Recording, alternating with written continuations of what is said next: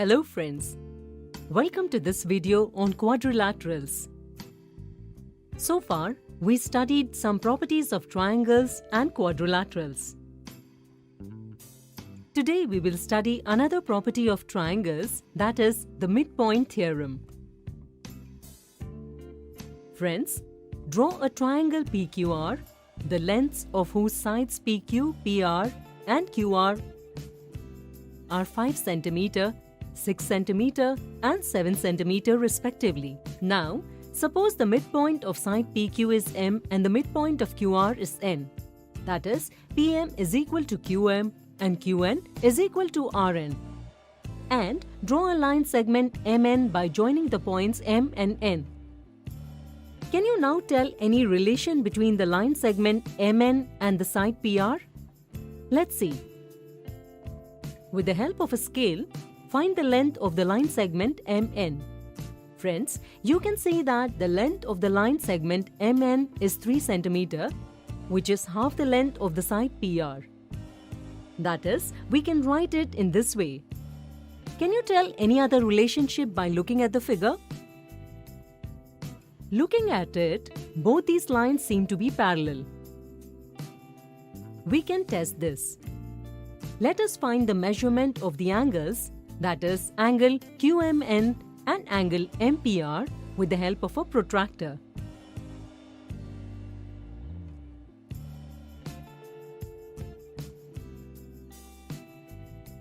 The measurement of these two angles is equal. Why did we only find the measurements of angle QMN and angle MPR? You can also pause the video to think of the answer. Friends, we know that these two angles are corresponding angles formed by the intersection of the line segments MN and PR with the transversal PQ. If we use the converse of the corresponding angles axiom here, then we can say that the line segment MN and side PR are parallel.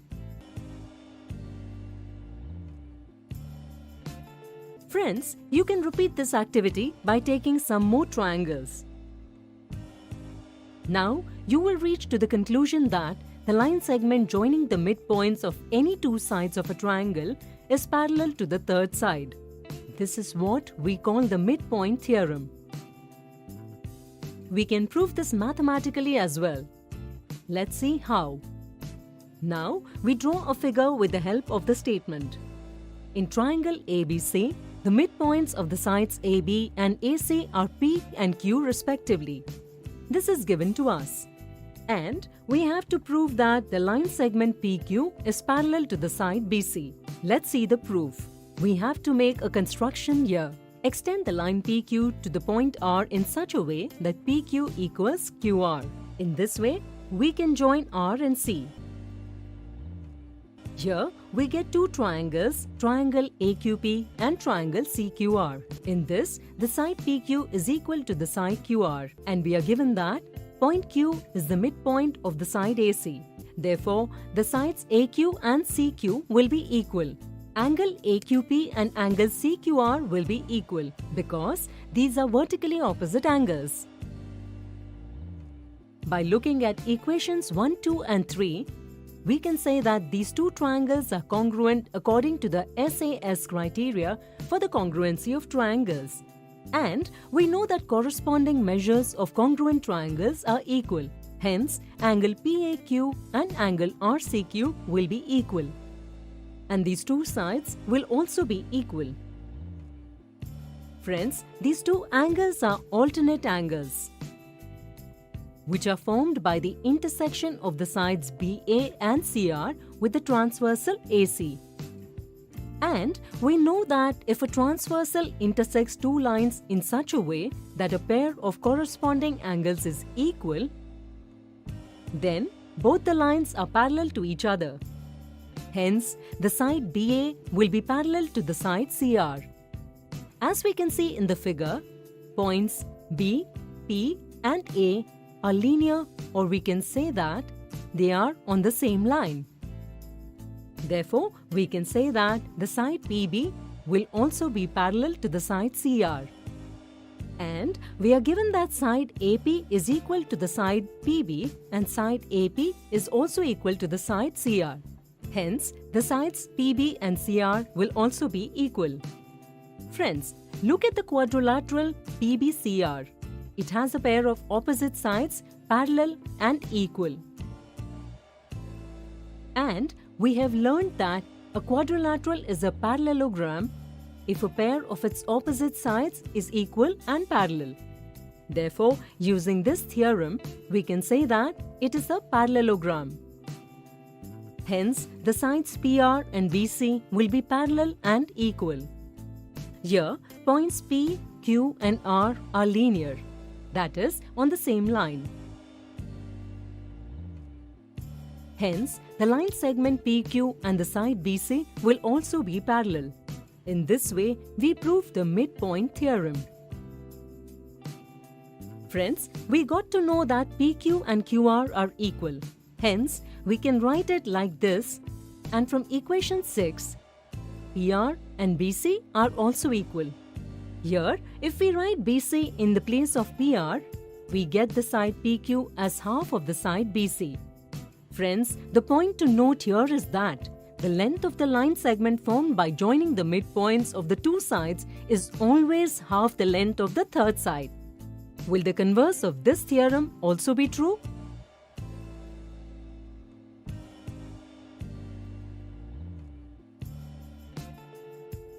Does a line drawn from the midpoint of one side of a triangle parallel to the other side bisect the third side? Friends, you can perform an activity for this. In triangle XYZ, side YZ is 8 cm, side XZ is 6 cm, and the side XY is 5 cm. Point T is the midpoint of the side YZ. Line segment TS is parallel to the side XY. So, will the point S in here be the midpoint of the side XZ? With the help of scale, try to find it yourself. And you will see that point S is the midpoint of the side XZ. And here also, the length of the line segment TS is half the length of the side XY. You can repeat this activity for other triangles as well. Now, you will come to the conclusion that the converse of the theorem is also true. That is, a line drawn from the midpoint of one side of a triangle parallel to the other side bisects the third side. Try to prove it with the help of friends and teachers. Friends, that's all in today's session. Today we discussed and proved the midpoint theorem. See you in the next video with some questions based on this. Thank you.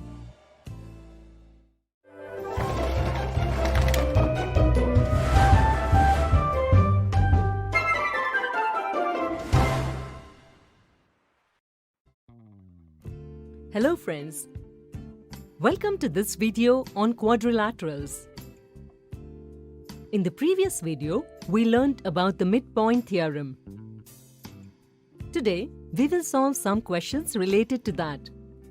Let's start with our first question. In triangle ABC, points X, Y and Z are the midpoints of sides AB, BC and AC respectively. If AB is equal to 5 cm, AC is equal to 9 cm and BC is equal to 11 cm, then find the length of sides XY, YZ and XZ and the perimeter of XYZ. Let's see. Friends, we are given that in triangle ABC, points X and Y are the midpoints of sides AB and BC respectively. If we use the midpoint theorem here, then we can say that the line segment XY is parallel to side AC and equal to half its length. We are given the measurement of AC as 9 cm. Here, we can find the measurement of XY by substituting the value of AC.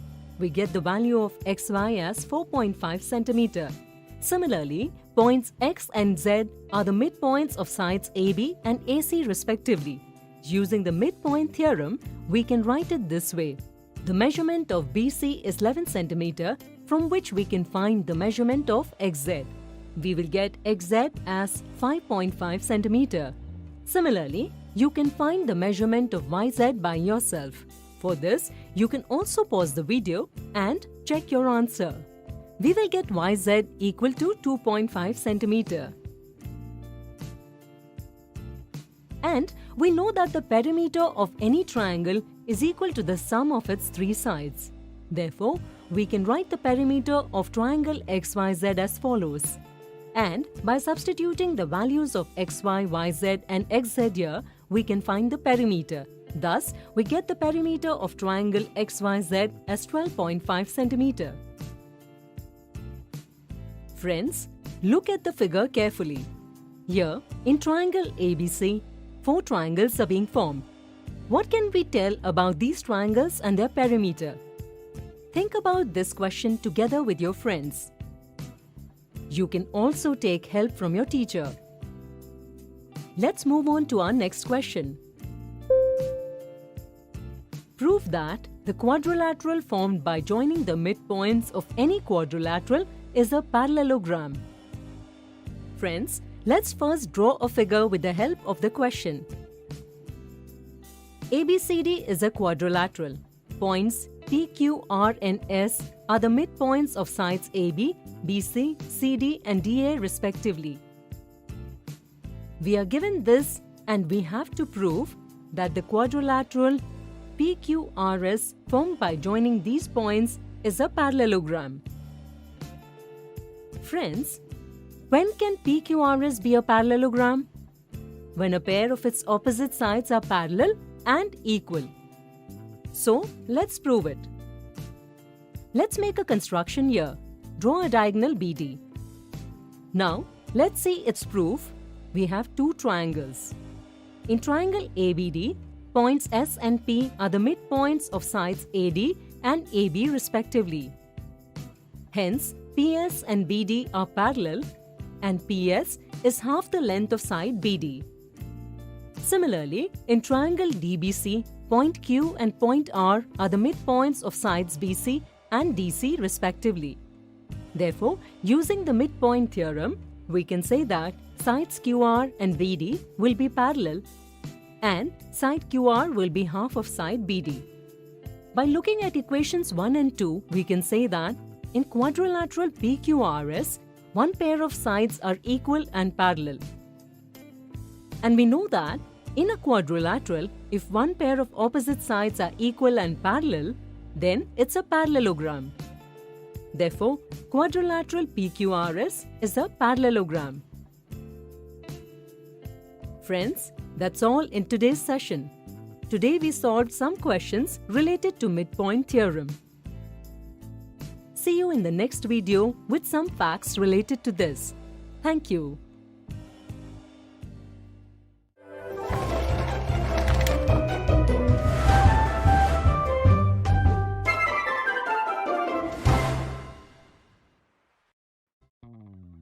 Hello friends, welcome to this video on quadrilaterals.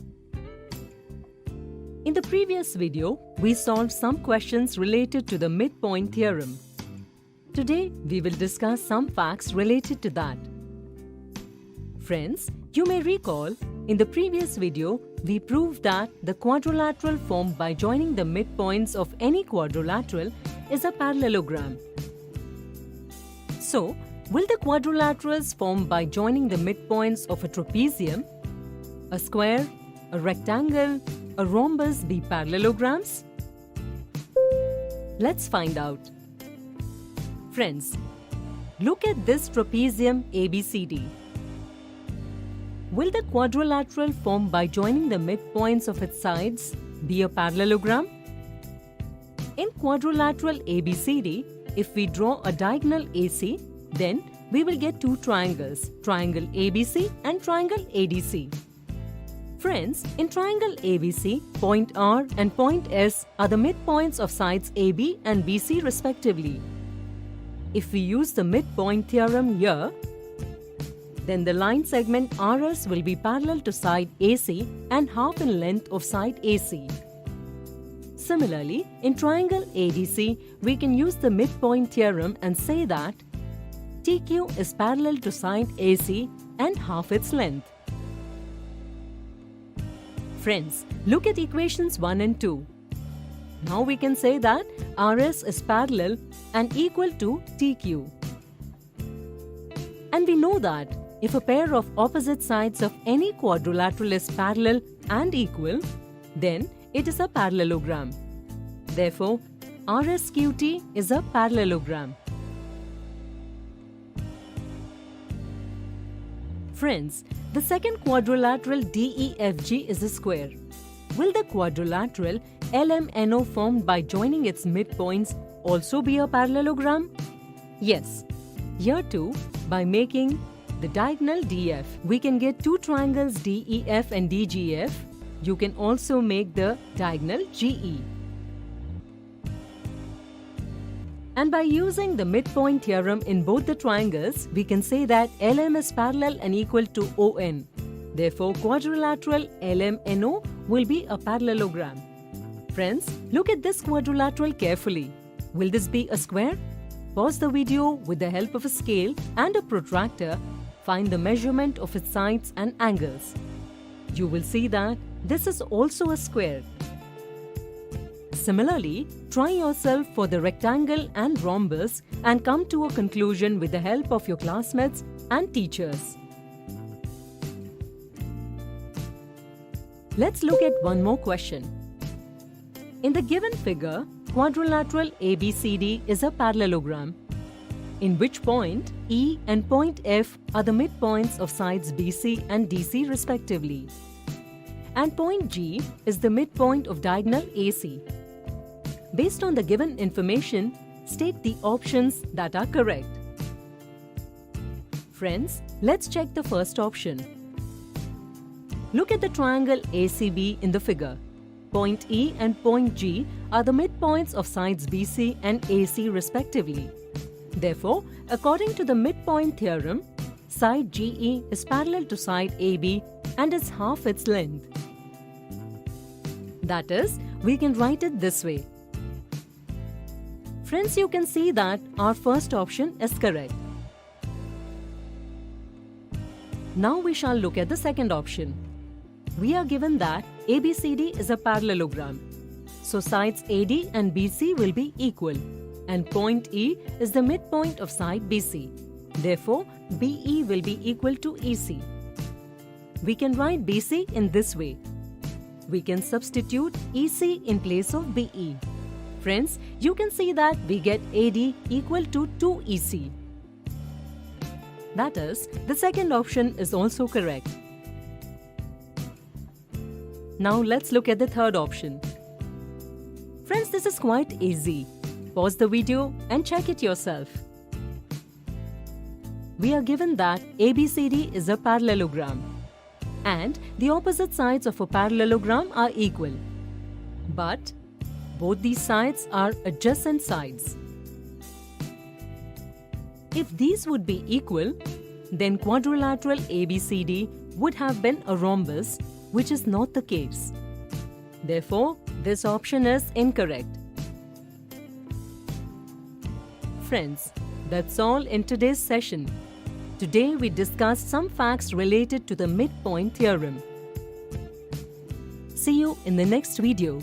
Thank you.